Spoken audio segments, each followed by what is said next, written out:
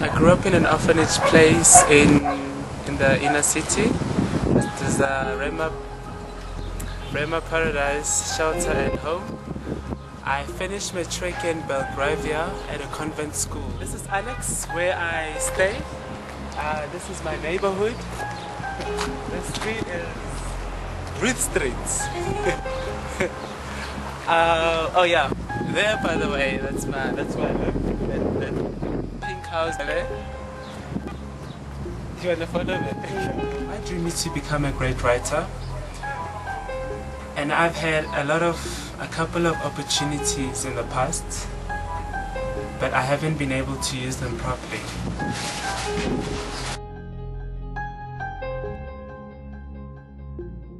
If only I had a mentor or teacher, then I think things would have turned out very, very well and different. I could have become a great writer. Hi, His People Church. My name is Tabenwa. I just want to share a little bit about my life. I'm from Zimbabwe, first of all. At the time I came here in South Africa, I was suffering. Here in our very midst, we had poor people, whether they be within the Parktown congregation, our Rosettenville congregation, our Soweto congregation, living in downtown Joburg. Not only deal with the xenophobic crisis, but to also look within and say, who amongst us is in need and what is it that we can do? I was sitting down during the Real Life conference and I was just seeking God and saying, God, how can we really make a difference to all this nation? How can we really make a difference in people's lives? How can we help them overcome obstacles that hinder them from getting a job, getting their own home, education, or whatever it is? In Deuteronomy 15 verse 4, it talks about that in the land that I'm giving to you, there should be no poor.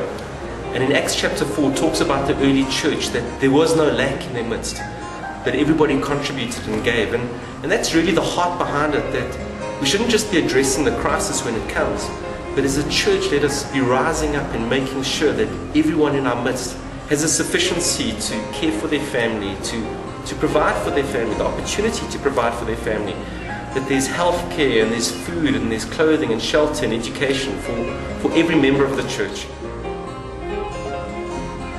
And we see from the Bible that God designed for men and women to mentor the next generation, to pour in resources to the next generation, to tutor the next generation, so that generation after generation we would go from strength to strength.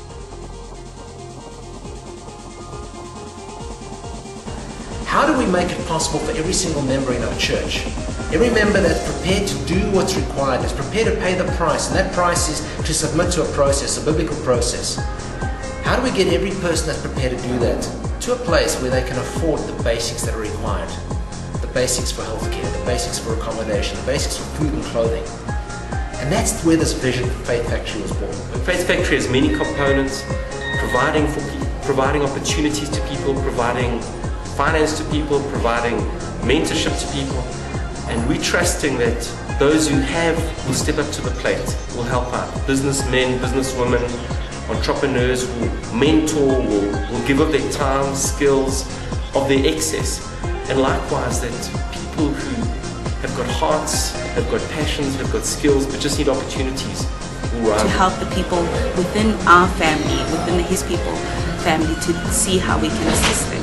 We then take all these other aspects that are critical to a person's well-being, and together with the mentor, they then are discipled to just deal with some of those things and go, you know, almost remove those obstacles that might be standing in their way. And I think that's real Christianity, that's real discipleship. I hope one day we've got the faith for the whole nation. At the moment we've got faith for His People Johannesburg, that we can care, that we can provide opportunities and finance and just a hand, as it were giving a man the opportunity and the ability to fish, as opposed to just giving them a fish. When I first heard about the Faith Factory, I thought about it a lot, and I actually realized that there's some skills that I have that I'd like to offer. And one of my real passions is to see people who have so much potential to actually reach that potential.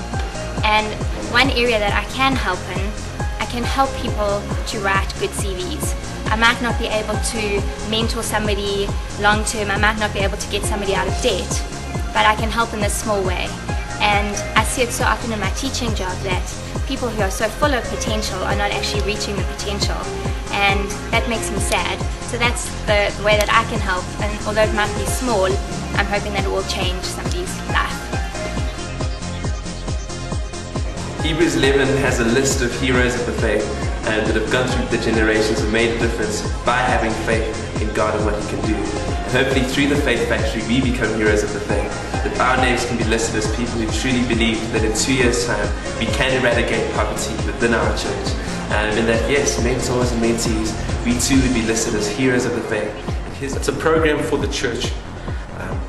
It's for our own people, that people who are disciples, who are baptized, who are in connect groups, will be cared for by the church, will be given, as I said, an opportunity. So our challenge, our appeal, our call to you is to get involved, to bring what you have, to bring the little or the much that you have, that together we wouldn't have the poor in our midst.